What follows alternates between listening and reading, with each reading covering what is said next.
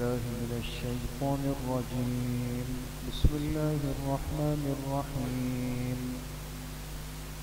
إن الذين قالوا ربنا الله ثم استقاموا تتنزل عليهم الملائكة ألا تخافوا ولا تحزنوا وأبشروا بالجنة التي كنتم توعدون.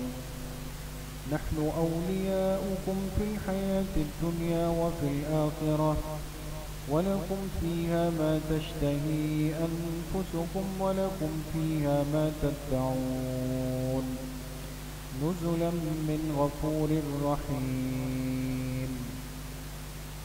صدق اللہ العظیم. یہ سورہ حامیم السجدہ کی آیت نمبر 30, 31 اور 32 تین آیتیں آپ حضرات کے سامنے تلاوت کی گئی ہے.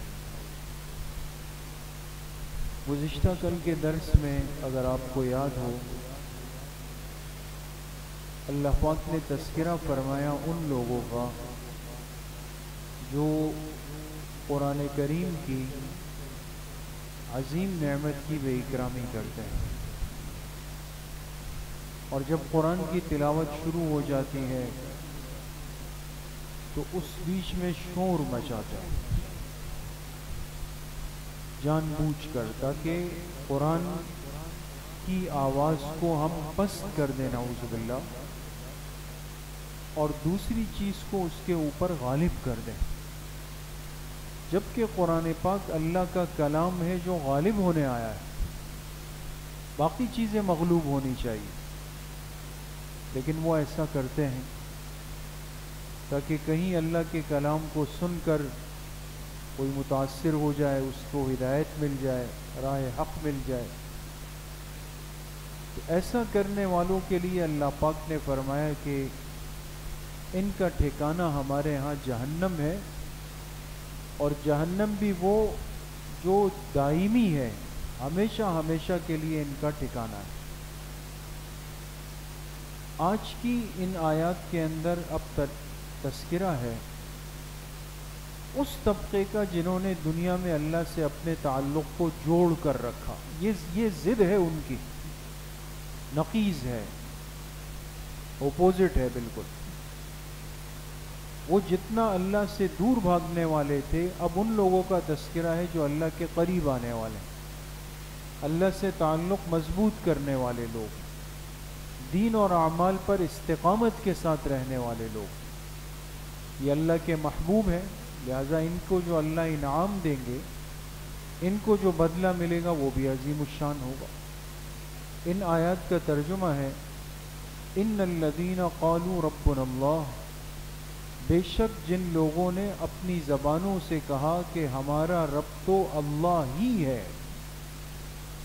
ہمارا رب تو اللہ ہی ہے. ثم استقاموا, پھر اپنی اس بات پر, عقیدے پر وہ ڈٹ گئے, جم گئے, مضبوط ہو گئے. تو ان کے لیے انعام کیا ہے؟ تتنزل علیہم الملائکہ, کہ ان کے پاس فرشتے اتر کر آتے ہیں یہ کہتے ہوئے کہ اللہ تخافوا, تم خوف مت کرو, ڈرو نہیں. ولا تحزنوا, تم غم مت کرو. وَأَبْشِرُوا بِالْجَنَّةِ الَّتِي كُنْتُمْ تُوعَدُونَ, اور خوشخبری سن لو اس جنت کی جس کا تم سے وعدہ کیا گیا ہے.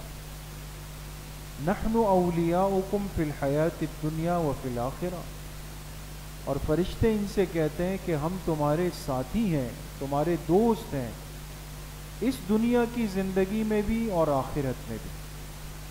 وَلَكُمْ فِيهَا مَا تَشْتَهِي أَنفُسُكُمْ, اور تمہارے لیے ان جنتوں میں وہ کچھ ہے جو تمہارا دل چاہے گا. وَلَكُمْ فِيهَا مَا تَدَّعُونَ, اور تمہارے لیے ان جنتوں میں وہ کچھ ہے جو تم مانگو گے, جو کہو گے دیا جائے گا. نزلاً, اور یہ سب کچھ بطور مہمان نوازی کے ہوگا. احسان نہیں ہوگا, احسان جتلایا نہیں جائے گا, بلکہ بطور مہمان نوازی اور اکرام کے ہوگا. من, اس ذات کی طرف سے, غفور الرحیم, جو بخشنے والی ہے، جو رحم کرنے والی. تو ترجمے سے ظاہر ہو رہا ہے کہ اللہ کے ساتھ تعلق رکھنے والے اللہ کے خاص بندے، اور ان کے لیے اللہ پاک کی طرف سے انعامات ہے، عطایا ہے، جنت کے ٹھکانے ہیں، جنت کا سب کچھ ہے، وہ ان کو دیا جائے. لیکن شرط یہ ہے کہ ان لوگوں نے ایک تو اپنا عقیدہ دنیا کے اندر پاک صاف رکھا ہو.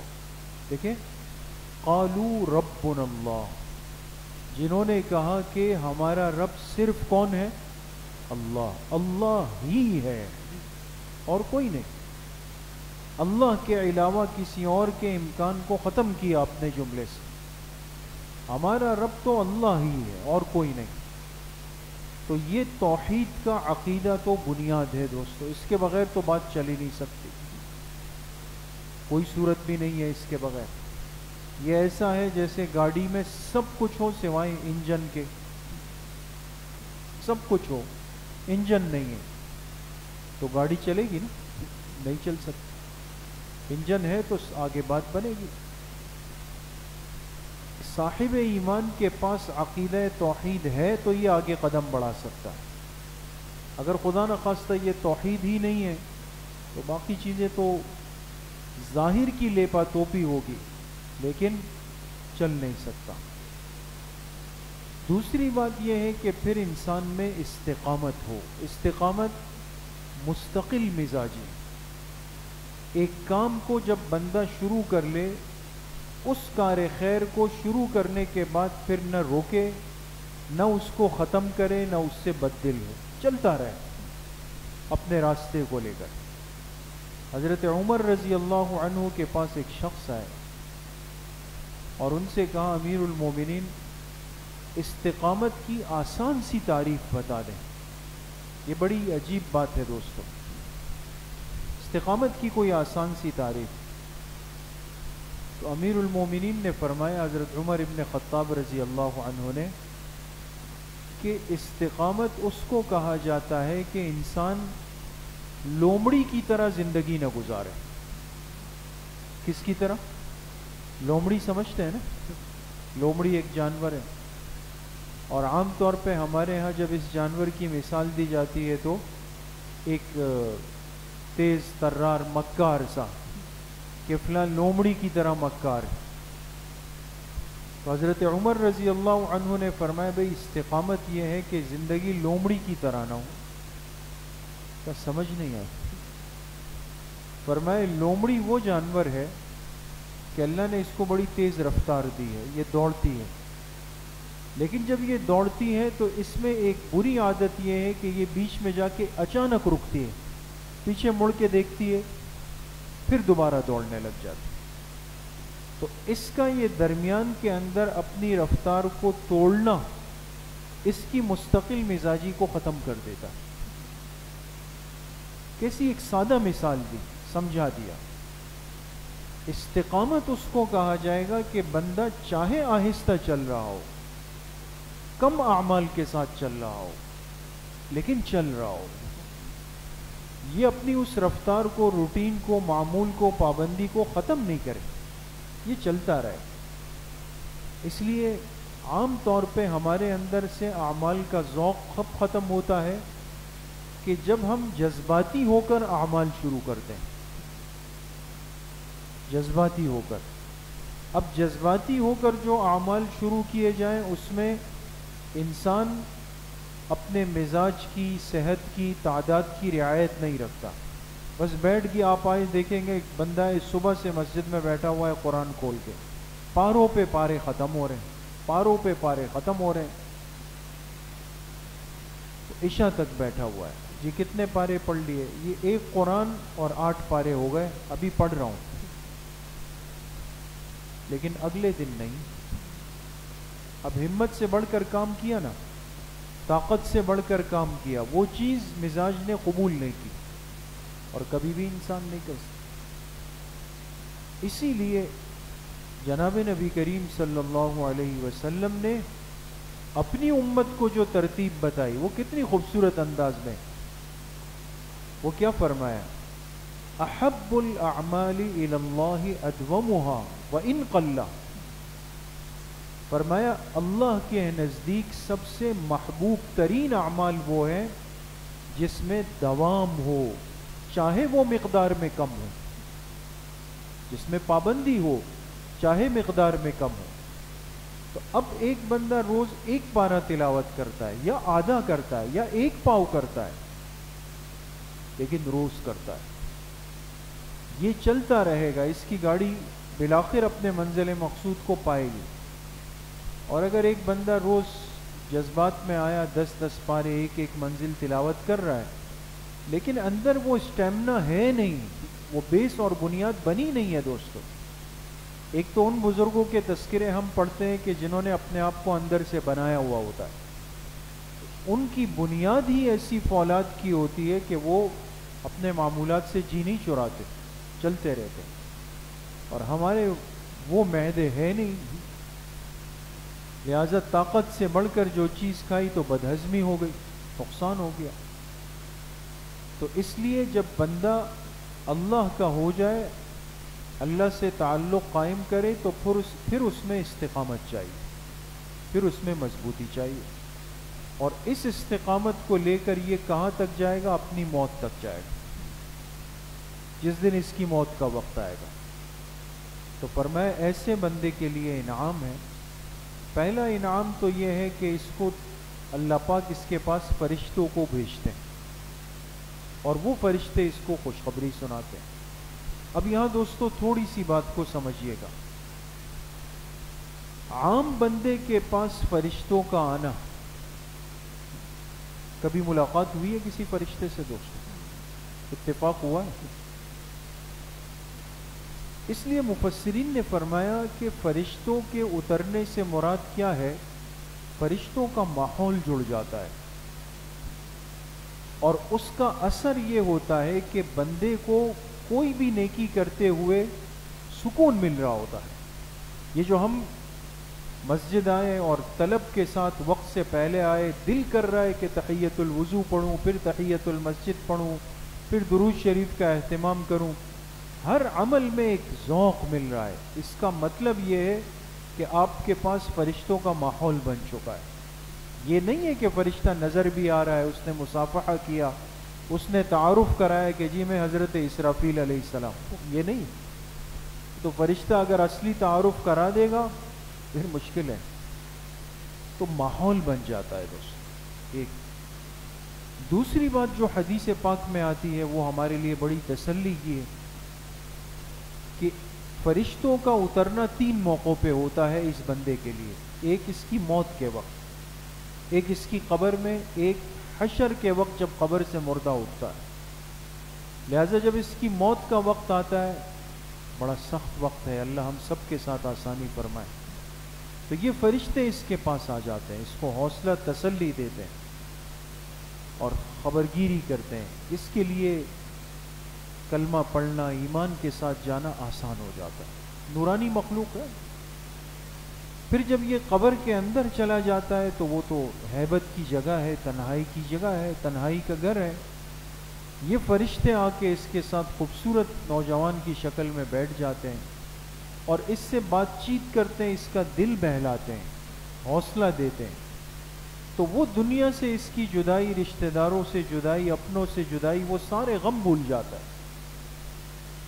اور پھر سب سے بڑھ کر جو آخری مرحلہ ہے کہ قیامت قائم ہوگی، حشر نشر ہوگا، قبروں سے مردے اٹھنے لگیں گے اور افراتفری ہوگی، تو ایسے میں کیا ہوگا؟ فرمایا کہ جو فرشتے اس کے ساتھ دنیا میں، 2 فرشتے ایسے ہوتے ہیں جو بندے کے ساتھ چل رہے ہوتے ہیں، وہ فرشتے آ کے اس سے مصافحہ کریں اور ان سے کہیں گے مجھے ہمیں پہچان لیا؟ ہم وہی ہیں جو دنیا میں آپ کے قریب رہتے تھے، آپ نے ہم دیکھا نہیں، دیکھ نہیں سکتے تھے، لیکن دنیا میں ہمارا آپ سے تعلق تھا، پھر ہم قبر میں آئے، آج بھی ہم وہی ہیں۔ پھر اس سے کہیں گے کہ دیکھو آج میدان محشر قائم ہو گیا، لیکن تمہیں نہیں گھبرانا، اللہ نے تمہارے لیے جنت کا ٹھکانہ رکھ دیا ہے، لہذا تم سیدھے اپنے ٹھکانے کی طرف جاؤ گے، بغیر پریشان ہوتے ہوئے اپنے سفر کو جاری رکھو۔ کتنی بڑی سعادت ہے دوست! کہ ان 3 سخت مواقع پر فرشتے آ کر اس بندے کے ساتھ جڑ جاتے ہیں. یہ انعام ہے دوست. دوسری بات یہ فرمائی کہ جب یہ بندہ جنت میں جائے گا تو پھر فرشتے اس سے کہیں گے کہ اب تو مسئلہ ہی نہیں ہے، جو دل کی چاہت ہے وہ سب تمہیں مل جائے گا. اس لیے آپ علیہ الصلوۃ والسلام نے یہ آیت پڑھ کر صحابہ کو مثال دی. فرمایا جب تم جنت میں جاؤ گے، جنت میں پرندے اڑ رہے ہوں گے اور تمہارے دل میں ایک چاہت آئے گی کہ یہ جو فلاں پرندہ جا رہا ہے یہ اگر ایسے میرے سامنے آ جائے پک کر، یہ چاہت ہوگی. فرمایا آنن فآنن وہ پرندہ بھون کر فرشتے تمہارے سامنے پیش کرتے ہیں اور یہ اس کو کھانے کے اندر لگ جائے گا. یہ چاہت ہوگی. اسی طریقے سے فرمایا کہ ایک جنتی ہوگا، اس کو چاہت ہو جائے گی جنت میں، حالانکہ وہ تو راحت کی جگہ ہے، لیکن اس کے دل میں آئے گا کہ دنیا میں ہماری اولاد ہوتی تھی، بچے ہوتے تھے، گھومتے تھے، اگر یہاں بھی اللہ ہمیں دے دے کچھ بچے جنت میں ہو جائے. تو آپ علیہ الصلوۃ والسلام نے فرمایا کہ یہ جب جنت کی حور سے ملے گا تو حمل ٹھہر جائے گا، لیکن وہ دنیا والا حمل نہیں ہوگا کہ جس پہ 9 مہینے 8 مہینے یا 7 مہینے پھر بیماری یا پھر تکلیفیں پھر یہ کچھ بھی نہیں ہوگا. آپ علیہ السلام نے فرمایا حمل ٹھہرے گا، لمحوں میں وہ حمل پورا ہوگا، لمحوں میں اس کو وضع کیا جائے گا، دنیا میں آئے گا اور لمحوں میں وہ خوبصورت بچہ بنے گا اور لمحوں کے اندر وہ خوبصورت نوجوان کی شکل اختیار کرے گا. یعنی وہ راحت ہی راحت کی جگہ ہے. وہاں یہ لمبے سفر اور لمبے انتظار اور اس میں تکلیفیں، کلفتیں، پریشانیاں، انتظار اور دوائیاں اور یہ چیزیں نہیں ہیں. وہاں تو راحت کے سامان ہیں دوستو، سب چیزیں. لیکن اس کے لیے ضروری ہے کہ تیاری کہاں کرنی ہے دوستو؟ اس دنیا میں. وہاں کی تیاری یہاں پر ہے، اور یہ انسان اگر یہاں تھوڑی سی ہمت کر لے، تھوڑی سی محنت کر لے، اللہ کو راضی کر لے اور گناہوں سے بچنے کی پوری کوشش کر لے. دیکھیں یہ تقاضا انسان سے نہیں رکھا گیا کہ اپنے آپ کو 100% گناہوں سے بچا کے آؤ تب بات کریں گے، نہیں. یہ گناہوں سے بچنے کی ہمت پوری کر لے.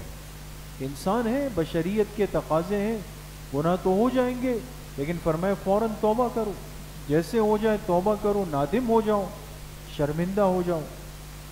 تو اپنی زندگی اس طرح نفس کے تقاضے سے لڑتے لڑتے لڑتے لڑتے لڑتے گزار کے آیا. ہمت کی اس نے. جب اللہ کے پاس جائے گا تو بڑے انعامات تیار. اللہ پاک مجھے بھی آپ سب کو صحیح عمل کی توفیق نصیب فرمائے. الحمدللہ رب العالمین والصلاۃ والسلام علی سیدنا.